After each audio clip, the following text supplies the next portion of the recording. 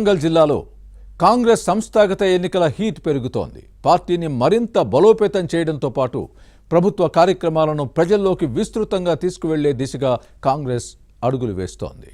అయితే 2017 ముందు నుంచి పార్టీలో ఉన్న వారికే పదవుల్లో ప్రాధాన్యత ఇవ్వాలన్న ఏఐసీసీ నిబంధనతో కొందరు నేతలు అసహనం వ్యక్తం చేస్తున్నారు. వరంగల్ జిల్లాలో హస్తం పార్టీ సంస్థాగత ఎన్నికలపై ఇన్సైడ్ స్టోరీ.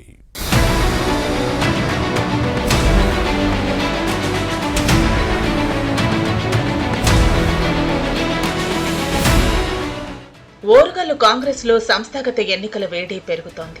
గతేడాది సెప్టెంబర్ 6న టీపీసీసీ అధ్యక్షుడిగా బొమ్మ మహేష్ కుమార్ గౌడ్ బాధ్యతలు చేపట్టిన 7 నెలల తర్వాత ఆర్గనైజేషనల్ ఎలక్షన్స్ నిర్వహిస్తున్నారు. ఈ నెల 20లోగా పూర్తి చేయాలని ఏఐసీసీ రాష్ట్ర వ్యవహారాల ఇన్ఛార్జ్ మీనాక్షి నటరాజన్ ఆదేశించారు. కాంగ్రెస్ పదవుల కేటాయింపులో అధిష్టానం ట్విస్ట్ ఇచ్చింది.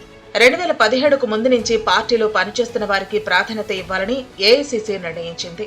దీంతో మండలం, జిల్లా కమిటీల్లో సీనియర్లకు అవకాశాలు పెరుగుతున్నాయి. అలాగే యువత, మహిళలకు స్థానం కల్పించాలని అధిష్టానం ఆదేశించింది. సంస్థాగతంగా పార్టీని బలోపేతం చేసేందుకు అన్ని వర్గాల వారికి పోస్టులు దక్కేలా కసరత్తు చేస్తోంది. దీంతో ప్రతిపక్షంలో ఉన్న 10 ఏళ్లు పార్టీ కోసం పనిచేసిన నేతలు తమ ప్రయత్నాలను ముమ్మరం చేశారు.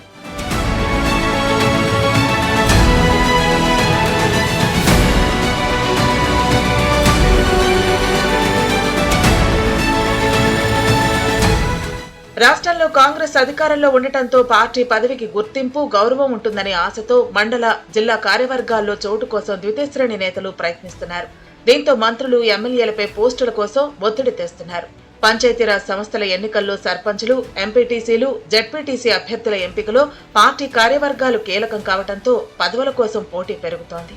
ఇక 2017 తర్వాత పార్టీలో చేరిన వారిలో కూడా చాలా మంది తమకున్న పలుకుబడిని ఉపయోగించి పోస్టులు పొందేందుకు ప్రయత్నిస్తున్నారు.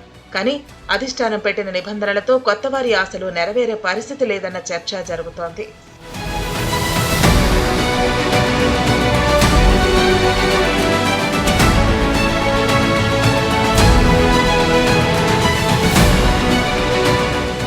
మరోవైపు జిల్లా కాంగ్రెస్ అధ్యక్ష పదవులపై నేతల్లో పోటాపోటీ నెలకొంది. అసెంబ్లీ ఎన్నికల్లో అభ్యర్థుల ఎంపికలో ఇకపై డీసీసీ సూచనలను పరిగణలోకి తీసుకోవాలని ఏఐసీసీ నిర్ణయించింది. దీంతో కొందరు నేతలు తమ వారసులను డీసీసీ పీఠాలపై కూర్చోబెట్టేందుకు ప్రయత్నాలు చేస్తున్నారు. తెలంగాణ కాంగ్రెస్ లో ఇది ఆసక్తికర పరిణామం. మొత్తంగా కాంగ్రెస్ పదవుల పందేరంలో ఎవరికి ఏ పోస్టు దక్కుతుందోనన్న అంశంపై క్యాడర్లో ఉత్కంఠ నెలకొంది.